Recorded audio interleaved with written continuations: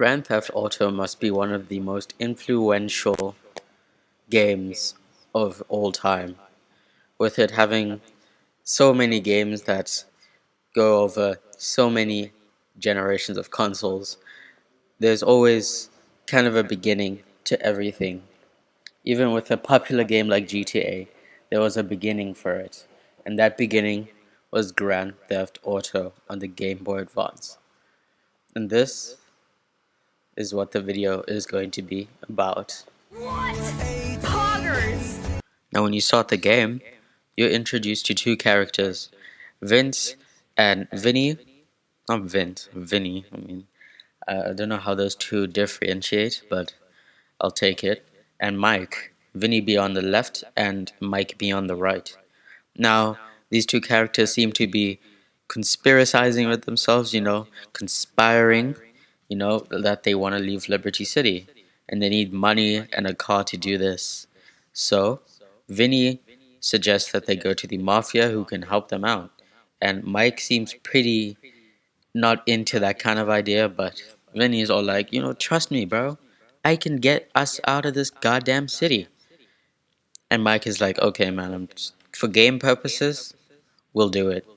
Now, in the game, you take a car and go to a restaurant where the mafia is supposedly placed. It seemed pretty weird that a mafia would be at a restaurant, but I'm pretty sure that could be a good cover. But hey, I'm not a mafioso, so don't at me at this. Once you get to the restaurant, Vinny tells you that you need to check your hideout in case it's being watched. Now, you obviously do that, and when you get there, it's not being watched. And the game tells you what the hideout is for necessarily. Now, there are three options you can have when you go into a hideout. That is to save your game, the hideout items, and just resume game. Just go back in the game.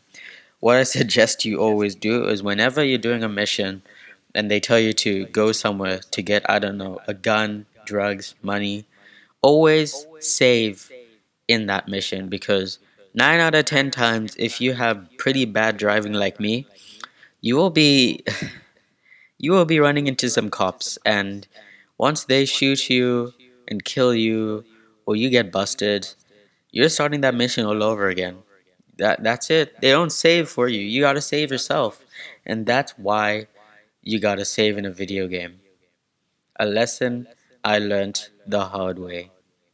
After this is the second mission.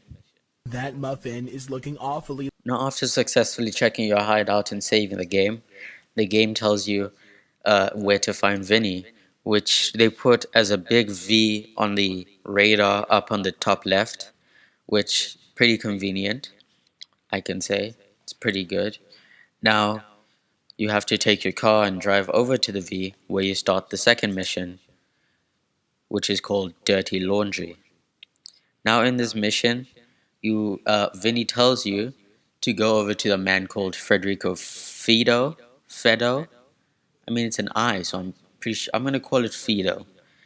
And he tells you that he's been using some of the good old drugs that the mafia has been supplying him more than he has been selling it. Meaning he's using he's using the supply instead of selling it. And Vinny wants you to take care of him. Now, obviously, Mike tells him, I'm gonna need some heat, a dough. I need heat, which I'm a bit of and I know a bit of this slang, and that means that he needs a gun. So Vinny gives you about $250 to go buy you a pistole at the Ammunation, which is kind of like the first thing I noticed in this game is the Ammunation, because like it's a staple in every single game. It's the place where you get guns. I just like the fact that its origins is right there to see.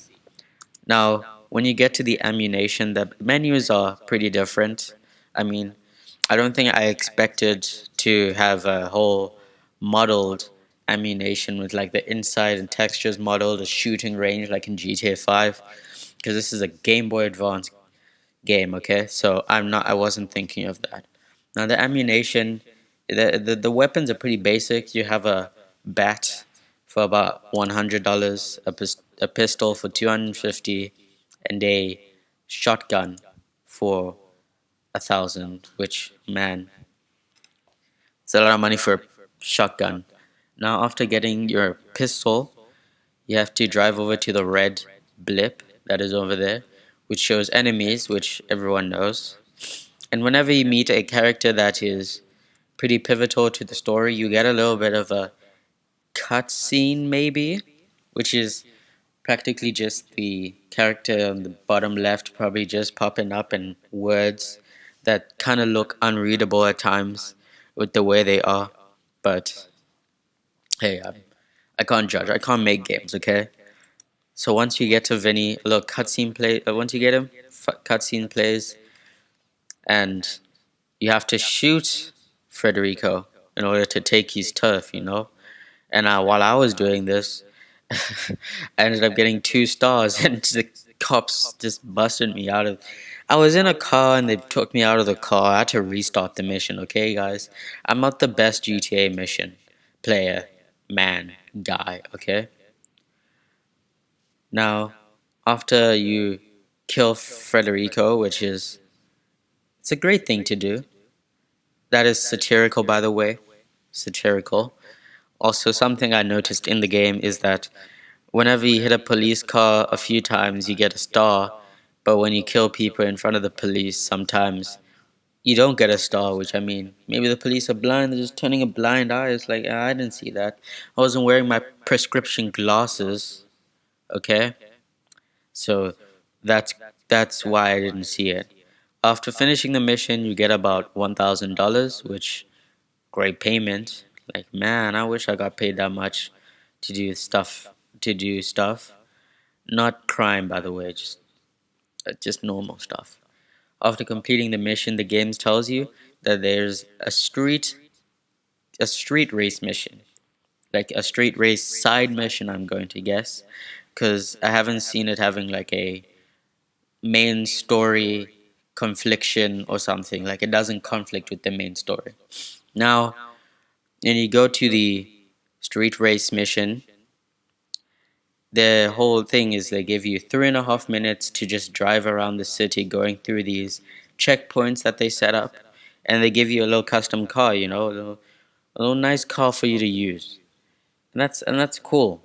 I like this. I like the street racing missions, even though some of them can be hard. I like it. Okay. After this, you go back to Vinny. For the final verdict of this game, I give it a 500 out of, I don't know, 2 albums of nothing. That is what I give the game. It's a pretty good game, and it's also pretty fun if you have nothing to do, literally, and you have a Game Boy, which I'm pretty sure not everyone does. If you have an emulator for a Game Boy, which I'm pretty sure a lot of people do, you can play this game, and you can find out how fun it is. Anyways, this is the end of the video. To the 11 people who subscribed, I love you. And to anyone who's new, please subscribe. I make videos, I don't know, whenever I can. 420 likes, I'll make a video talking about Pokemon Emerald. I'll finish the whole game, and I'll make a video. Anyway, for now, this is goodbye.